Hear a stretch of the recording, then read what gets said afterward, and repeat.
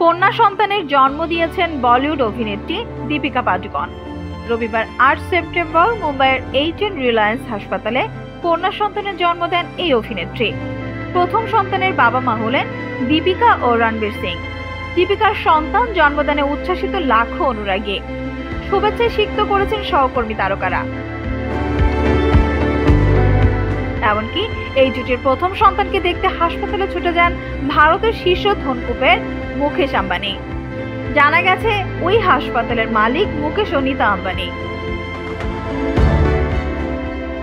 সোমবার রাতেই মুকেশের গাড়ি দেখা যায় হাসপাতালের বাইরে। কড়া নিরাপত্তার মধ্যে হাসপাতালে প্রবেশ করেন তিনি।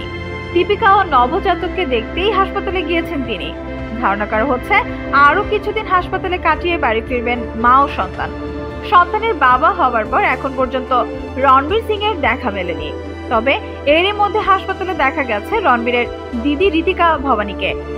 সোমবার বিকেলে ঋতিকাকে দক্ষিণ মুম্বাইয়ের ওই হাসপাতালে প্রবেশ করতে দেখা যায়, কিন্তু তার পক্ষ থেকে সংবাদ মাধ্যমকে কিছু জানানো হয়নি। আম্বানিদের সঙ্গে বরাবরই রণবীর দীপিকার সম্পর্ক ভালো। আম্বানি পরিবারের যে কোনো অনুষ্ঠানে সবার আগে হাজির থাকতে দেখা যায় এই জুটিকে। আম্বানিদের মালিকানাধীন হাসপাতালেই জন্ম হয়েছে এই দম্পতির প্রথম সন্তান। তাই মুকেশ আম্বানিও ছুটে গেলেন সদ্য ভূমিষ্ঠ তারকা সন্তানকে।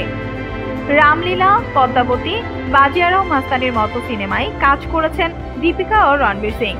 পদ্মার জুটি একসময় বাস্তবেও প্রেমে পড়েন, তারপর বিয়ে। অবশেষে প্রথম সন্তানকে স্বাগত জানালেন দুজনে।